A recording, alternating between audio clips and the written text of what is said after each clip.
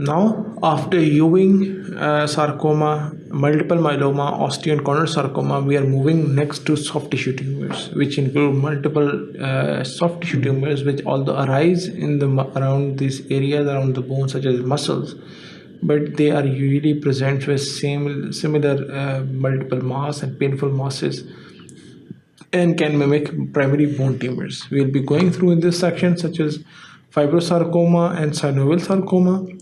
We'll be going through other benign lesions as well, such as vascular smooth muscle tumors. And lastly, although rare, but yes, nerve sheath tumors, especially of the muscles, can also present with the mass, periarticular masses, which can mimic primary bone tumors as well. So what are soft tissue tumors? They are a heterogeneous group of benign and malignant diseases accounting for less than 4% of all tumors in adults and less than 8% of all tumors in the children.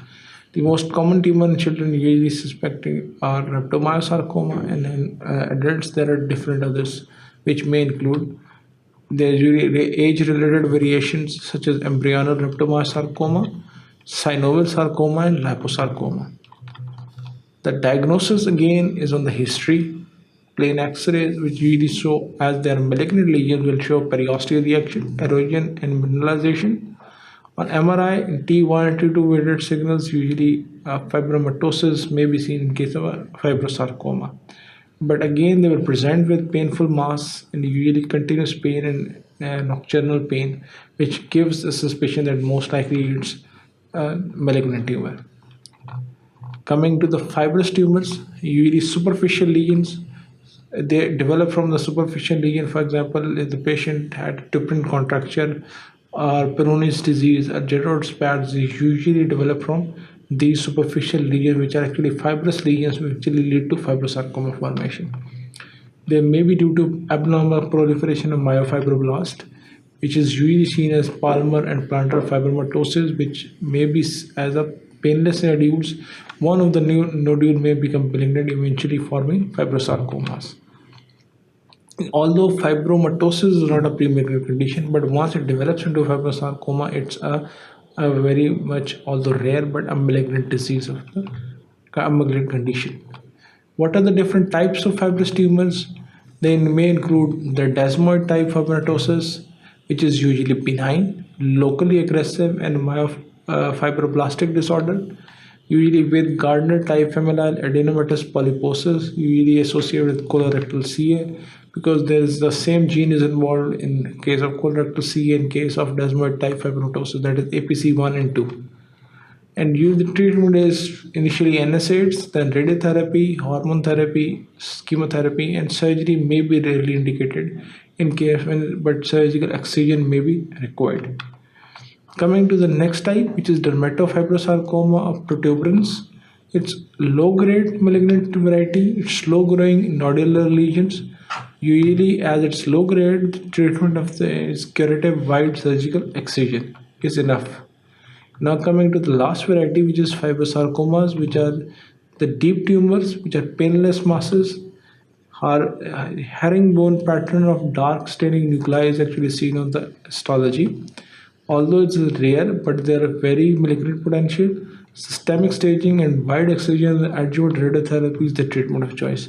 You have to take that out, and after that, as they are highly malignant, you have to give them radiotherapy so that all the residual micrometastasis is actually removed from the body. Coming to the myxofibrosarcomas. As the name suggests, there are fibrosarcomas of the muscles. They are more common in lower limbs, usually in the upper limb, the girdle area.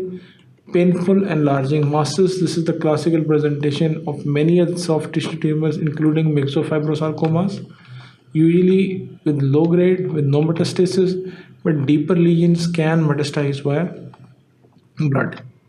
Treatment is wide excision with the radiotherapy. As they're high, usually low grade tumors do not metastasize, they can only be excised, but high grade tumors have to be excised and given radiotherapy after that as well.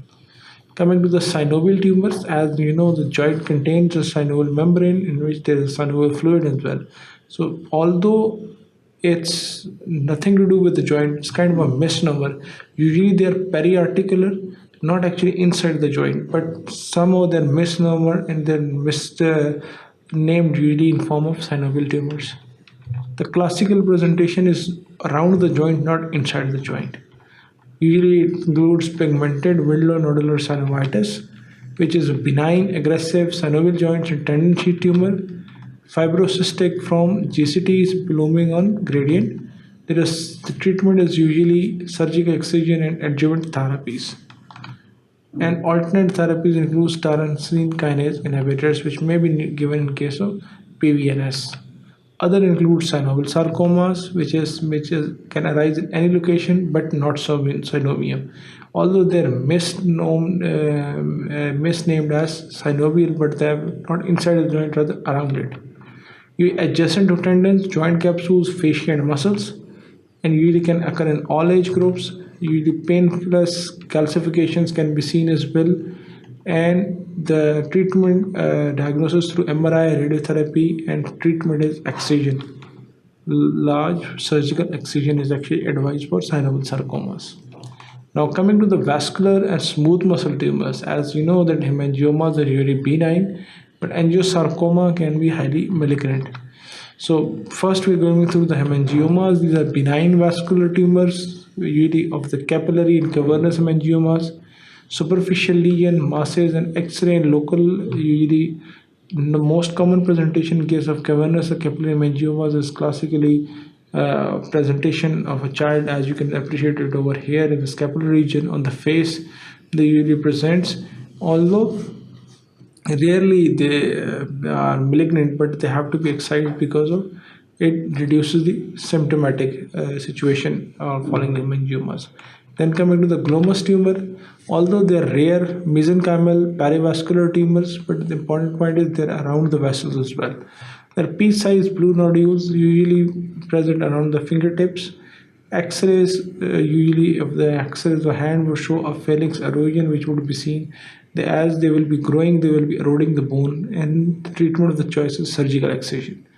Now coming to the angiosarcoma, which is although very rare, but it's a malignant tumor, which is very important in a way because once it starts spreading, it's highly malignant. Linked with the radiotherapy in chronic lymphadenopatous, usually what happens if there was radiotherapy done for any other disease in that area, usually there is always a tendency of developing angiosarcoma.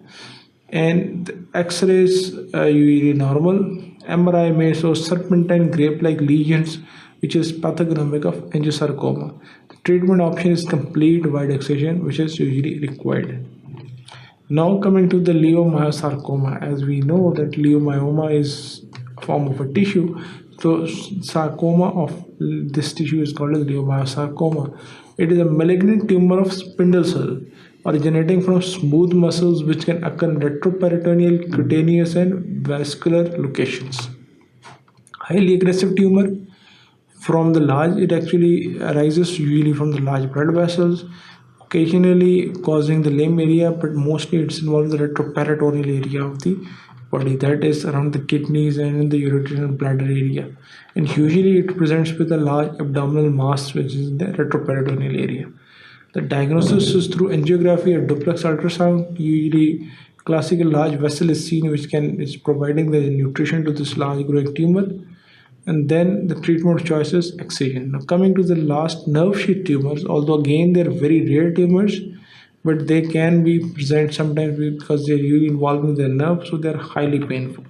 These nerve sheath tumors include neuroma, which is not a tumor, although it's overgrowth of a tissue, especially of the nerve, and usually sprouting of the nerve fibrils, which is highly painful. That's why it sometimes presents with very tender distal paresthesias, and excision of the epidural sleeve can be used to cure the neuroma.